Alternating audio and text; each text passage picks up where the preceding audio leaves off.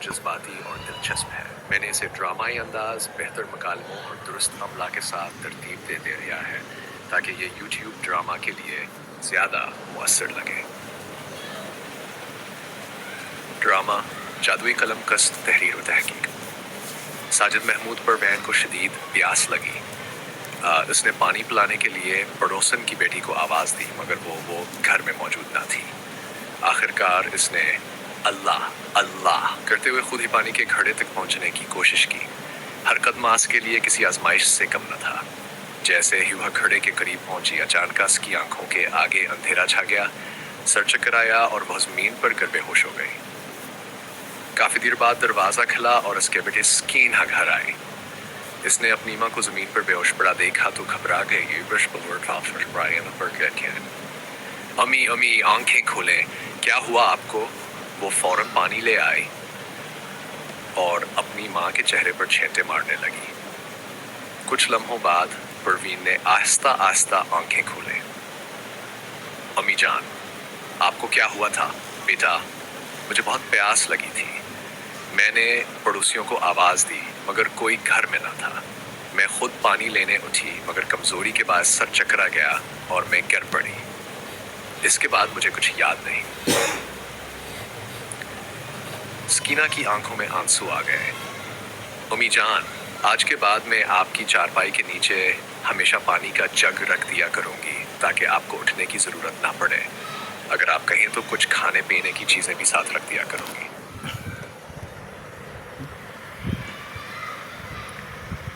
बेटी, तुम पहले ही सारा दिन मेहनत करके थकी हारी घर आती हो। मेरा दिल नहीं मानता कि मैं तुम्हें मजीद तकलीफ दूं। अम्मी जान, मैं आपकी बेटी हूँ। आपकी खिदमत करना मेरा फ़र्ज़ है। मुझे आपकी खिदमत में कोई तकलीफ नहीं होती। बस आप आइंदा मुझे बगैर झक हर ज़रूरत बता दिया करें। इतने में दूसरी बेटी खालदा भी घर पहुंच गई। खालदा, स्कीना, मैं बहुत थक गई हूँ, ज़रा एक गिलास पानी पिलाओ। परवीन ने मोहब्बत से पूछा।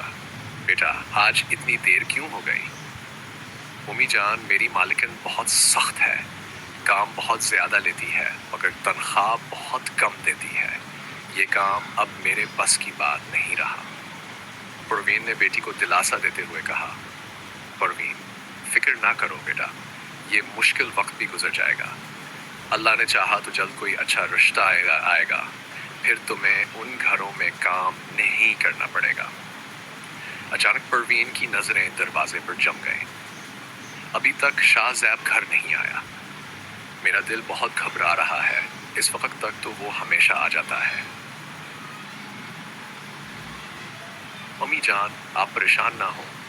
शाहज़ैब समझदार लड़का है। शायद इम्तिहान की वजह से देर हो गई हो। थोड़ी ही देर बाद शाहज़ैब घर आ गया। बेटा, इतनी देर क्यों कर दी? तुम्हें अपनी बीमार माँ की भी फिक्र नहीं? अम्मी जान, आप जानती हैं मेरे इम्तिहान चल रहे हैं। कभी जल्दी छुट्टी हो जाती है और कभी देर से।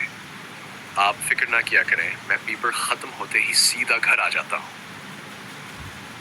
शाहज़ीब ने कपड़े बदले, जल्दी से खाना खाया और फिर मदरसे चला गया। अगले दिन से इंग्लिश का पर्चा था, लेकिन दूसरी तरफ वह शरारती लड़का बदले की आग में जल रहा था।